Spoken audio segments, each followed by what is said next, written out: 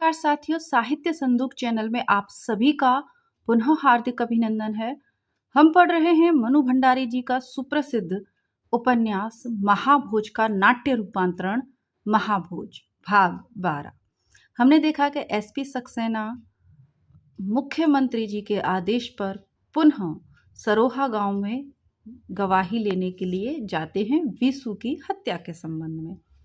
विसु के दोस्त बिंदा की गवाही रह जाती है पिछले दिन, तो अगले दिन वह बिंदा की गवाही लेने जाते हैं और उन्हें लगता है कि कोई आदमी भेज के बिंदा को बुलाना पड़ेगा। बस इसी प्रसंग से प्रारंभ करते हैं, पर ऐसा कुछ भी नहीं करना पड़ा। जैसे ही उनकी जीप थाने के अहाते में घुसी, थानेदार ने एक कड़कदार सैल्यूट ठोका और होठों पर 2.5 इंची मुस्कान फैलाकर सूचना दी, बिंदा आ गया है सर।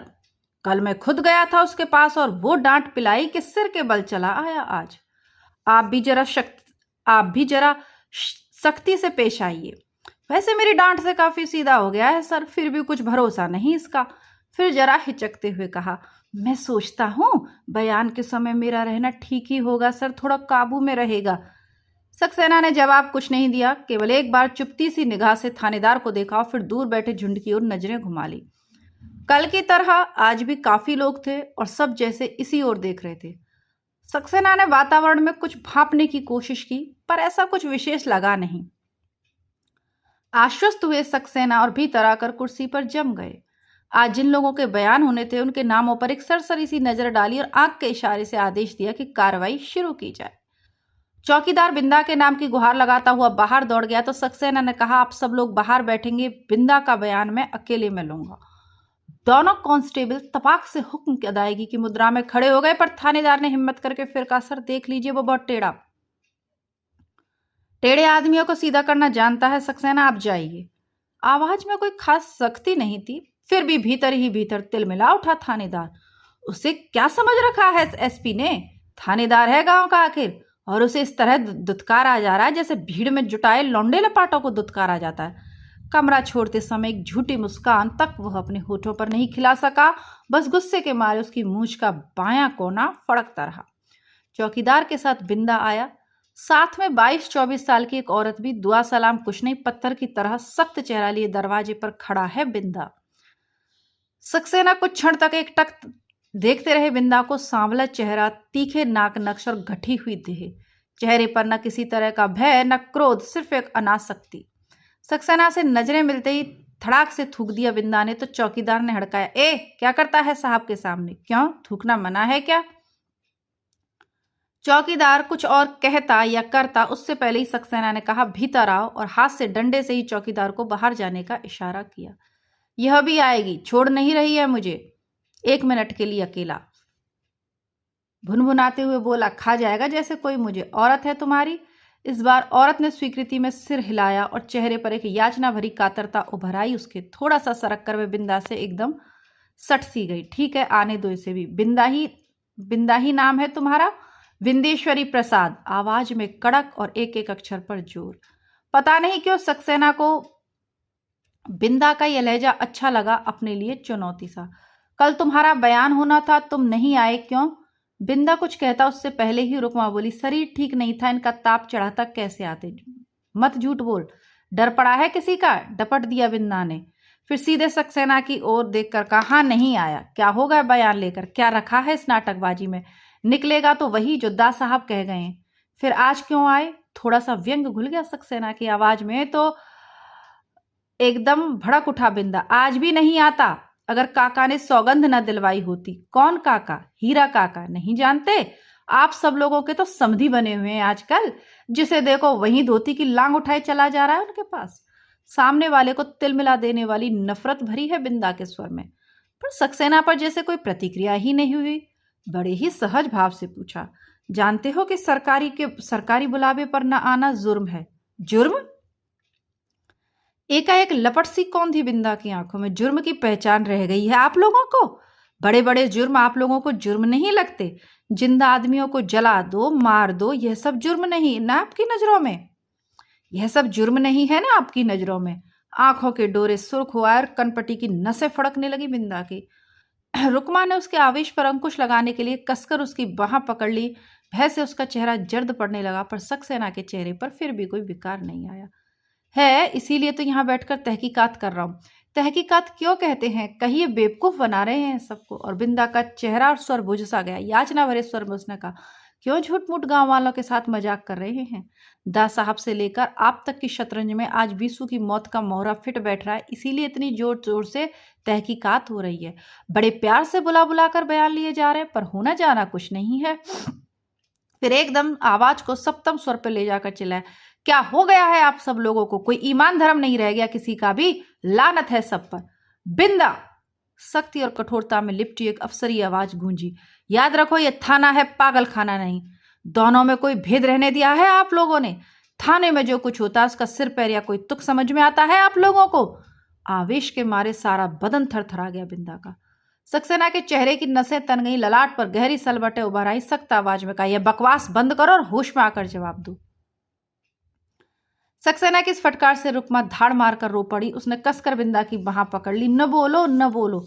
एक झटके से उसे परे धकेला बिंदा ने और उसी पर बरस पड़ा। मत मत टसुए वहा हरामजादी, मेरे भीतर सुलगती आग इन आंसुओं से ठंडी हो गई तो सबकी तरह जनखा हो जाऊंगा मैं भी। अभी तो मुझे इन सब से निपटना है, एक एक से। जनखा शब्द एक तरीके से नामर्द या इस तरीके से यूज होता है ना, या ट्रांसजेंडर के लिए भी यूज होता है। गांव की ग्रामीण भाषा है और उसी तरीके की शब्दावली है। भीतर इतना शोर शराबा सुनकर थानेदार अपने को रोक नहीं सका। बड़ी मुस्तैदी से भीतर घुसा, सुलगती आंखों से बिंदा को देखा, फिर विनम्रता से बोला, सर मैंने आपसे पहले ही कहा था, कोई खास बात नहीं, आप बाहर बैठिए। भीतर ही भीतर तिल मिला गया थानेदार। बिंदे के चीखने चिल्लाने से मन में खुशी की जो लहर दौड़ी थी, इस आदेश से वह ठंडी पड़ गई। मन ही मन उभरा, साला सचमुच का ही जनखा लगता है, यह तो देहातियों की गाली खा रहा है बैठा बैठा। मेरे सामने इतनी बकवास करता तो टांगे चीर कर रख देता है इस हरामखोर की। रुकमा ने कसकर अपने होठ भींच लिए और सक्सेना एकटक बिंदा के चेहरे को देखता रहा, उसकी कनपट्टियों की फड़कती हुई नसों को देखता रहा। 2 मिनट तक एक अजीब सा सन्नाटा छाया रहा कमरे में। बिंदा, मैं तुम्हारे साथ शराफत से पेश आ रहा हूं और उम्मीद करता हूं तुम भी शराफत से ही पेश आओगे। अफसरी रौब और गरिमा में लिपटे इस वाक्य का ऐसा कुछ था कि बिंदा ने नजरें उठाकर सक्सेना के चेहरे पर टिका दी, पर बोला कुछ नहीं। बीसू तुम्हारा दोस्त था, खास दोस्त नहीं, दुश्मन था। दुश्मन और नहीं तो क्या? जो आदमी बीच में ही दगा दे जाए उसे दोस्त कहेंगे आप? यह वाक्य कहते कहते चेहरे का तनाव और आक्रोश जाने कहां धुल गया और एक अजीब सी मायूसी पुत गई बिंदा के चेहरे पर। ओह! एक नामालूम सी मुस्कान फैल गई सक्सेना के चेहरे पर। तुम चाहते हो कि बीसू की मौत का असली कारण पता लगे? मेरे चाहने से क्या होता है? जोरावर की रखेल इस थानेदार ने रिपोर्ट तैयार करके दे ही दी है। भरी सभा में दास साहब भी कह गए हैं कि बीसू ने आत्महत्या की है। मशाल वालों ने छाप भी दिया।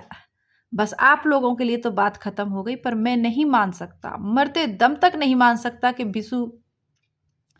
बात को अधूरा छोड़कर नकारात्मक भाव से सिर हिलाने लगा बिंदा। कारण?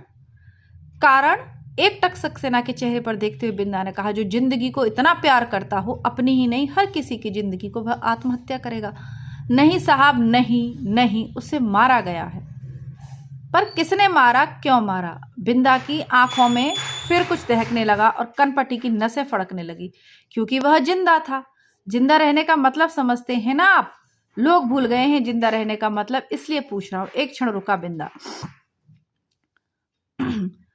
और जो जिंदा है वे अब जी नहीं सकते अपने इस देश में, मार दिए जाते हैं कुत्ते की मौत, जैसे वीसू को मार दिया गया। सोच सोचकर ही दिमाग की नसें फटने लगती और सचमुच ही बिंदा ने दोनों हाथों से कसकर अपना माथा पकड़ लिया। रुकमा बिंदा की पीठ सहलाने लगी और बड़ी याचना भरी दृष्टि से उसने सक्सेना की ओर देखा। भीतर ही भीतर उभर आई खींच पर जैसे तैसे नियंत्रण पाकर सक्सेना ने कहा, देखो बिंदा, कहने सुनने में ये बातें बहुत अच्छी लग सकती हैं, सुनने वालों के जज्बात भी उबार सकती हैं, पर मैं पुलिस का आदमी हूं, मेरे लिए इनका कोई मतलब नहीं। कानून के सामने यह निरी बकवास है, समझे? हमें ठोस प्रमाण चाहिए, उसके बिना हम कुछ नहीं कर सकते। बिना प्रमाण के कोई बेगुनाह और निर्दोष आदमी पकड़ लिया जाए तो, लेकिन अंत तक आते आते उनकी खींच उभरी आई। तो क्यों नहीं पकड़े? तो क्या पकड़े नहीं जाते निर्दोष आदमी? 5 साल पहले विसु को किस गुनाह पर पकड़ा गया था? जरूर कोई कारण रहा होगा। कारण तो सबका ही निकल आता है साहब, बेगुनाहों को पकड़ने का भी और गुनहगारों को छोड़ने का भी। यही तो न्याय है आप लोगों का। इसीलिए तो कहता हूं कि यह सब बहुत कह लिया, अब मत कहो, बल्कि कुछ मदद करो हमारी। जिस रात बीसू की मौत हुई उस दिन दोपहर को वह तुम्हारे घर गया था। हाँ। तुम्हें मालूम है उसके बाद कहाँ गया था? हाँ, वह अपने घर गया था और मैं शहर। शहर किस लिए गए थे? बीज और खाद खरीदना था, मंडी में कुछ वसूली भी करनी थी। खाना उसने तुम्हारे यहाँ खाना खाया था?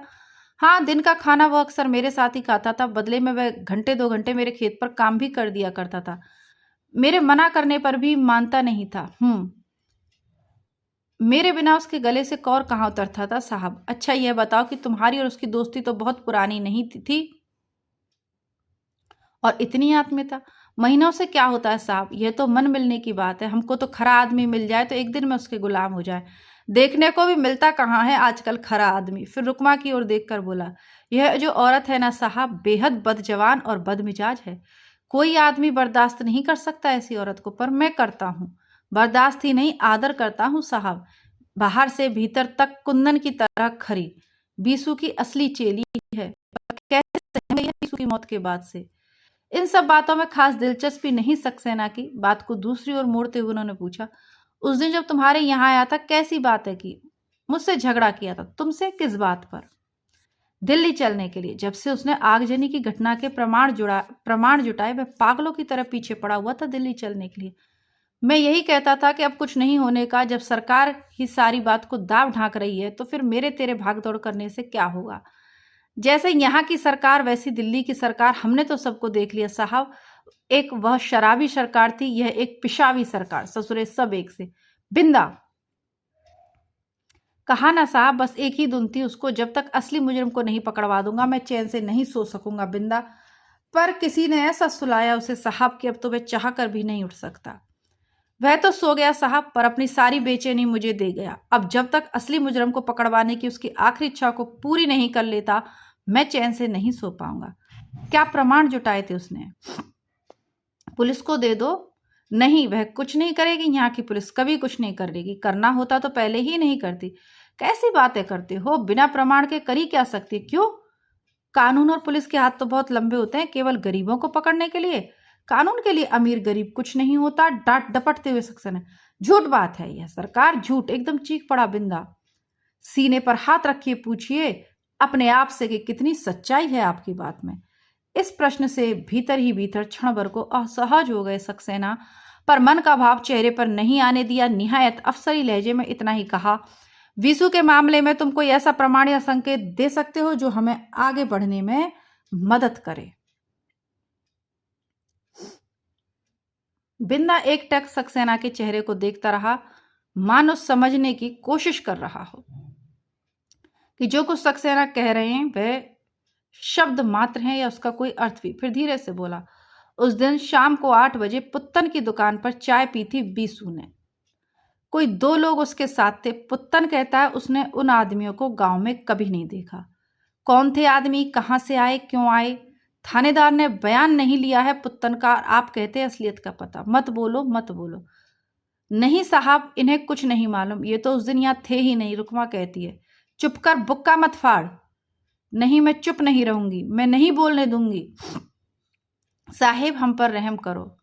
सर, पानी पिलाओ इन लोगों को और मुझे भी। रुकमा ने पानी भी नहीं पिया, हाथ जोड़ जोड़ कर यही रही थी। इनसे कुछ मत पूछो साहब, इन्हें अब छोड़ दो, हमें कुछ नहीं मालूम। जानते हैं साहब, बीसू इसके लिए भगवान था बिल्कुल। वह मरा है तो ऐसे रहिए जैसे यह भी जिंदा नहीं रहेगी अब। और बीसू की मौत के बारे में आज मुझे कुछ सोचने नहीं दे रही है। रुकमा के आंसुओं ने जैसे बिंदा के सारे तैश और आवेश को धो दिया। बहुत ही कातर स्वर में बोला, ऐसा आतंक आपने कहीं नहीं देखा होगा साहब।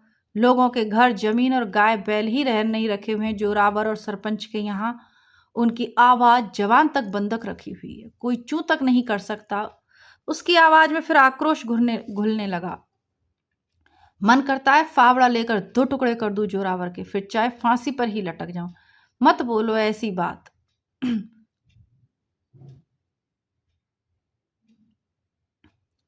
ठीक है, आज तुम जाओ। और क्या, यह ताना कोई हो सके तो कल अकेले ही आना। और क्या, यह थाना है कोई सैरगाह नहीं कि कोई भाई को लिए चला आ रहा है, कोई लुगाई को। जरा दूसरा बयान जरा ठहर कर लूंगा। आप तब तक बाहर बैठिए, जरूरत होने पर बुला लूंगा। जिन लोगों के बयान लेते थे उस सूची में पुत्तन का नाम कहीं नहीं था। उन्होंने वह नाम जोड़ा, कुछ और बातें नोट की, फिर कुर्सी की पीठ पर सिर टिकाकर आंखें मूंद ली। लेकिन उसका तेवर जैसे वे अपने आसपास महसूस कर रहे। उस दिन 3 बयान लिए गए, बस खाना पूर्ति के लिए। आखिर अपनी कचहरी बर्खास्त की सक्सेना ने आज चाय भी नहीं पी और समय से कुछ पहले ही चल दिए। सक्सेना ने थानेदार को आदेश दिया, कल दुकान वाले पुत्तन को भी बयान के लिए बुला लो। पुत्तन को? वह तो चाय की दुकान करता है। तो मैंने भी तो यही कहा कि चाय की दुकान वाला पुत्तन।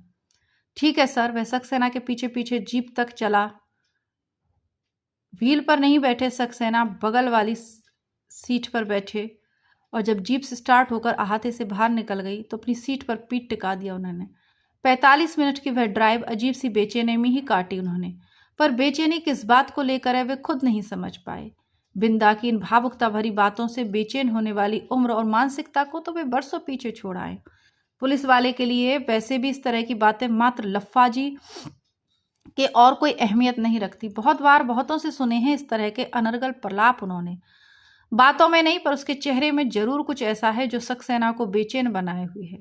बिंदा का चेहरा फिर उनकी आंखों में उभर आया और एकाएक ही बरसों पुराना दिनेश उनके सामने आ खड़ा हुआ। सचमुच दिनेश से कितना मिलता है इसका चेहरा। इतनी देर से बिंदा की बातें नहीं, बल्कि अतीत की असंख्य परतों के नीचे दबा हुआ दिनेश ही उन्हें परेशान कर रहा था शायद। 42 के दिन आंखों के आगे उभर आए। तो अब आप ये ध्यान दीजिए कि अब बिंदा की स्टोरी के साथ ही इन्हें अपने पुराने जो दोस्त है दिनेश, उसकी स्टोरी जुड़ती हुई मालूम हो रही है। तो ये तो आप सुन ही रहे हैं। अब तक भी यदि आप इसे सुन रहे हैं तो हमारा जो पहला चैनल है हिंदी नेटशाला, जहां हिंदी की प्रतियोगी परीक्षाओं की तैयारी हम करते हैं, वहां भी बेहतरीन रचनाएं, हिंदी के बेहतरीन पद्य और गद्य में आपको नाटक, उपन्यास, कहानियां और बहुत कुछ जैसे निबंध वगैरह उसमें उपलब्ध है, वो देखिएगा। पद्य में कबीर, मीरा, मतलब बहुत कुछ उपलब्ध है प्रतियोगी परीक्षाओं की दृष्टि से। चाहे नेट का सिलेबस हो, असिस्टेंट या टीजीटी पीजीटी का शुक्ल की बुक हो, बहुत कुछ उपलब्ध है ना। तो कृपया करके आप वो चैनल की प्लेलिस्ट चेक करें। चैनल का नाम है हिंदी नेटशाला। इस चैनल को भी अभी तक सब्सक्राइब नहीं किया है तो सब्सक्राइब कर लें। 42 के दिन आंखों के आगे उभर आए। क्या उमंग, क्या जोश था उन दिनों में। हड़तालें, जुलूस और नारों के बीच ही दिन गुजरते थे और रात को भी नींद में भी भुजाएं फड़कती रहती थी, मुट्ठियां हवा में उछल जाती थी। एक बार बे और दिनेश सेक्रेटरिएट पर तिरंगा लगाने का संकल्प लेकर निकले थे। दूसरी मंजिल तक पहुंच भी गए थे कि अचानक गोली चलने की आवाज सुनकर वे भाग आए, बिना इस बात की परवाह किए कि पीछे दिनेश अकेला रह जाएगा। पुलिस का डर था या प्राणों का मोह, जिसने सोचने भी नहीं दिया कि दोनों साथ निकले हैं। 7 कदम बढ़ाया तो अंत तक साथ ही रहना चाहिए। दिनेश पकड़ा गया था और इतनी पिटाई हुई थी उसकी कि सारी पसलियां चकनाचूर हो गई थी। 1 सप्ताह तक अस्पताल में रहकर वह मर गया था। दीवार से सिर फोड़ फोड़ कर वे कितना रोए थे, कितना कोसा था अपने को, कैसी कैसी धिक्कार और लानत भेजी थी अपने खुद के नाम। कितने दिनों तक एक भयंकर अपराध बोध के नीचे घुटा घुटा और मरा मरा महसूस करते रहे थे। लेकिन तब से लेकर आज तक उनके भय और उनके मोह का दायरा बढ़ता ही गया और हर बार वे भीतरी उमंग और जोश में आकर आगे बढ़ते, पर ऐन मौके पर कभी भय से तो कभी मोह से मैदान छोड़कर भाग खड़े होते हैं, लंबे समय तक पश्चाताप की आग में झुलसने के लिए। यानी अब ये उनका स्वभाव बन गया। एक बार जो उनके जीवन में घटना हुई उसके बाद वो स्वभाव बन गया। ठीक भी है। देखिए, जब हमारे सबकॉन्शियस माइंड में कोई बात बैठ जाती है तो वो होकर रहती है। वर्तमान में बात करें तो जो शिक्षा विभाग की स्थिति है, जैसे एग्ज़ाम्स में कभी पेपर आउट, कभी पेपर बिक जाते हैं, कभी हाई कोर्ट में भर्ती फंस जाती है, कभी कट ऑफ घोषित नहीं की जाती, कभी कुछ कभी कुछ। उसके बाद दिमाग में ना एक बात बैठ जाती है, सिलेक्शन तो होना नहीं है, और ये बात न पढ़ने में बहुत योगदान देती है। ठीक, आगे बढ़ते हैं। जीप शहर में घुसी तो उन्होंने कहा, ऑफिस नहीं, सीधे घर ही ले चलो। असमय घर आया देख सक्सेना की पत्नी घबरा गई। कुछ हो हवा तो नहीं गया, इन गांव वालों का कुछ भरोसा नहीं। आज इतनी जल्दी कैसे आ गए? ऑफिस नहीं गया, सरोहा से सीधा यहाँ आ गया। सिर्फ शरबत पिया, ठंडे अंधेरे बेडरूम में पहुंचे। पत्नी ने बिना कुछ विशेष बातचीत किए आंखें मूंदकर चुपचाप लेट गए। 2 दिन के बयान से बाहर की दुविधा एकदम समाप्त हो गई थी। यह आत्महत्या का नहीं, हत्या का मामला है। A clear case of murder. पर सारी दुविधा भीतर से मिटाई थी। उन्हें डीआईजी के आदेश पर चलना है या अपनी रिपोर्ट खुद तैयार करनी है। बिंदा की जिन बातों को भावुकता भरी समझकर वे टालते रहे थे, वे बातें हथौड़े की तरह उनके भेजे पर ठुकने लगी। काफी देर तक अपने को ही कुरेदते रहने के बजाय उन्होंने भीतर ही भीतर निर्णय कर लिया, निर्णय नहीं संकल्प किया कि जो भी हो जैसा भी हो इस मामले की तह तक जाएंगे, इस वारदात का रेशा रेशा उधेड़ कर रख देंगे। केवल यही नहीं, बिंदा के पास जो प्रमाण है उनमें कुछ दम हुआ तो पुलिस की फाइलों में गड़ी उस घटना को भी खोद निकालेंगे। शाम को डीआईजी को फोन पर बताया। गर्मी के मारे भयंकर सिरदर्द होने की वजह से सरुआ से सीधे घर आ गए और यह भी कि पहली रिपोर्ट शायद बदलनी पड़ेगी, मामला बिल्कुल दूसरी दिशा में जा रहा। अच्छा, आश्चर्य में लिपटा बेहद ठंडा सा स्वर सुनाई दिया। फिर आधे जाने के पहले कल जरूर मिल लेना। बयान की फाइल रात तक किसी के हाथ भिजवा देना। I want to go do it. पर डीआईजी की सख्त और ठंडी आवाज ने सक्सेना के थोड़ी देर पहले वाले संकल्प को कहीं से भी ठंडा नहीं किया। बस इस बार वे दिनेश को अकेला नहीं छोड़ेंगे, साथ देंगे अंत तक। आज इतवार है पर दास साहब के दैनिक कार्यक्रम में कोई फर्क नहीं पड़ता। रोज की तरह पौ फटने से पहले ही वे गीली धूप पर निकल आए। इस समय पांडे जी आते हैं उनके पास। इधर पिछले कुछ दिनों से तो नियम सा बन गया है, अलग अलग मोर्चे पर होने वाली गतिविधियों से परिचित करवाते हैं पांडे जी और अगले दिन का कार्यक्रम तय होता है। अपनी सजगता और व्यवहार कुशलता से पांडे जी एकदम दाहिना हाथ बन गए हैं दास साहब के। लगन और निष्ठा से आदमी कहां से कहां पहुंच जाता है, यह देखना हो तो पांडे जी को देखे कोई। दास साहब खुद उदाहरण की तरह पेश करते हैं इनका नाम सबके सामने। कहने को कोई भी पद ओहदा नहीं, पर बड़े बड़े ओहदों पर विराजमान तोपनुमा हस्तियां पांडे जी की कृपा दृष्टि के लिए आगे पीछे घूमती रहती हैं। अपने इस महत्व के प्रति पूरी तरह से सजग रहने के बावजूद किसी तरह का गर्व या व्यवहार में अखड़ता नहीं है इनकी, इसीलिए बहुत लोकप्रिय है सबके बीच। आजकल दास साहब के दिन का सबसे महत्वपूर्ण हिस्सा सवेरे का यह आधा घंटा ही होता है जिसमें वे पांडे जी के साथ विचार विमर्श करते हैं।